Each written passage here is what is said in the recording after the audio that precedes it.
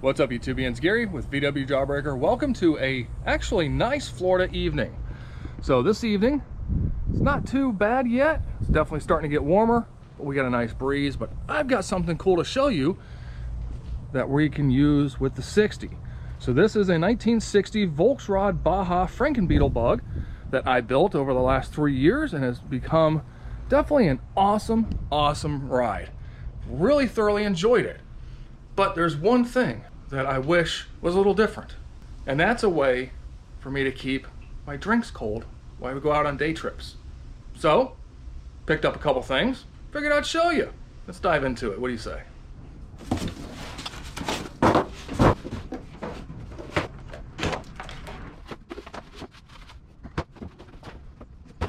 So here we go. We have a couple items here from Bouge RV.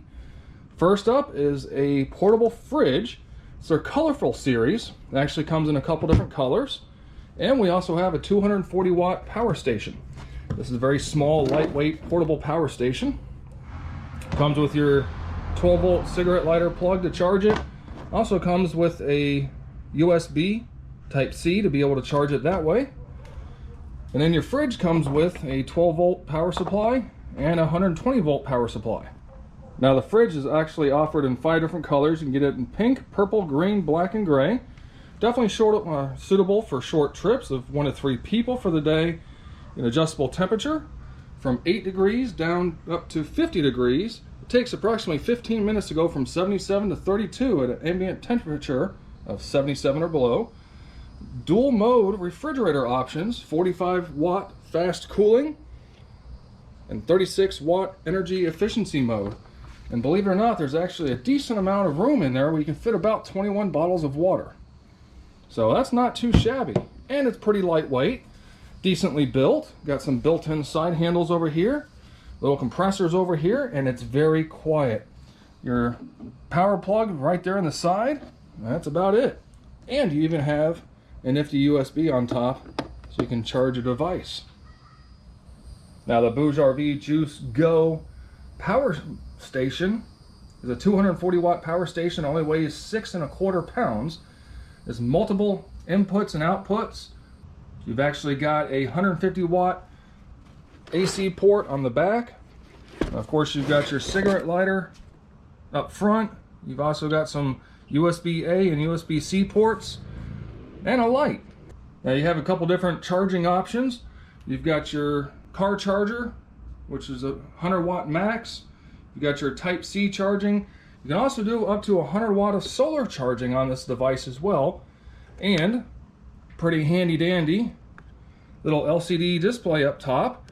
Shows your battery percentage, your watts out, and your watts in to be able to show you exactly what you're doing. Now this does have a Life PO4 battery inside, so it's definitely going to handle quite a bit of abuse. And again, at only 6¼ pounds, you really can't go wrong. Now, full disclosure, Bouge RV did send these to me, and I've been testing them to kind of see their durability. Now, their requirements is that they proof this video first before you guys see it. I'm not going to do that. You guys know I'm not going to waste your time. I'm going to tell you point blank my opinion and how they work. Now, the power station works great. The only downfall, I can't get the thing to charge any faster than about 10 watts. Which means it takes forever to charge, usually a full overnight. Now it does say they do have a AC adapter for it, however, I've yet to find it. I can't find it anywhere, and it's optional, so of course it didn't come with it. If it came with it, I would definitely say much better. But charging it off a Type C or the car, again, 9-10 watts max input is about all I can get. Now as for the cooler, it's been good, however, there's still some issues. It just up and quit working on me. I've used it 3 times and it just stopped working. Now, I don't know if that's a fluke.